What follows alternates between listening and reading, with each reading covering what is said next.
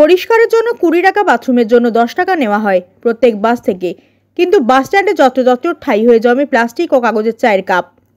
ফাস্টফুডের রং বেরঙের অজস্র খালি প্যাকেট গড়াগড়ি খাচ্ছে।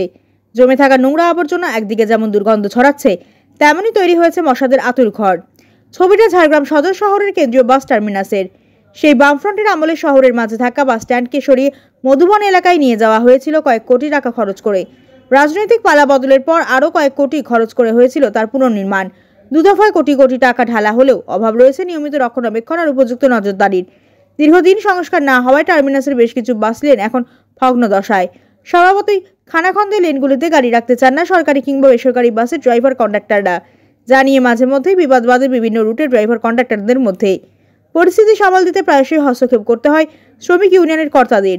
বাস টার্মিনাসের সবকটি যাত্রী প্রতীক্ষালয় বর্তমানে বেহাল দশায়। আশেপাশে দোকানদাররা তাদের বাইক থেকে শুরু করে দোকানের পণ্য সামগ্রী বাক্সবন্দি করে রাখেন সেখানে। অভিযোগ, নিয়মিত সাফাইও হয় না পাবলিক টয়লেটগুলিতে। অরণ্য শহরের এই সেন্ট্রাল বাস স্ট্যান্ড থেকে কলকাতা ধর্মতলা যাওয়ার পরিষেবা যেমন পাওয়া যায়, তেমনই পাওয়া যায় পুরুলিয়া, বাঁকুড়া ও পশ্চিম মেদিনীপুরের বাস। মেলে পড়শি রাজ্য ওড়িশা কিংবা ঝাড়খণ্ডে যাওয়ার বেসরকারি বাস। তবে তেমন যাত্রী না থাকায় দূরপাল্লার বেশ কিছু বেসরকারি ভলভো বাস কিন্তু ইতিমধ্যেই চলাচল বন্ধ করেছে।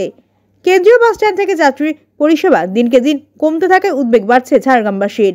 এ বিষয়ে শাসক দলকে কটাক্ষ বিজেপির জেলা সহসভাপতি দেবাশিস কুণ্ডুর। বাসের নামে আদায় হওয়া টাকা পকেটে ঢুকছে তৃণমূল নেতাদের।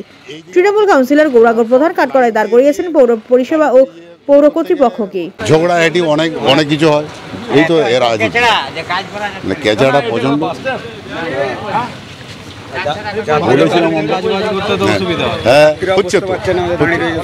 এই তো সব এখানে যে অবস্থা, এখানে কিছু করার নেই।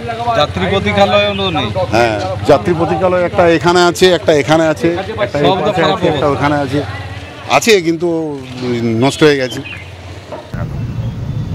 বাস থেকে তো নিয়মিত টাকা কালেকশন হচ্ছে, পরিষ্কার পরিচ্ছন্নতা রাখারও টাকা কালেকশন হচ্ছে বিভিন্ন জায়গায়। খালি কালেকশন বাস স্ট্যান্ড বলে না, বিভিন্ন জায়গায় ঝাড়গ্রাম শহরে বিভিন্ন জায়গায় কালেকশন হয়।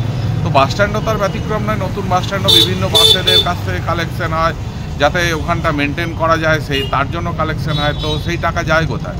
অবশ্যই তৃণমূলের নেতামন্ত্রীদের পকেটে যায়। তো এইগুলো আমরা ঝাড়গ্রাম মিউনিসিপ্যালিটিকে বলবো নজরে আনতে, এবং যাতে এই বাস স্ট্যান্ডটা মানে ঠিকঠাক মেনটেনেন্স হয় সেদিকে নজর রাখতে।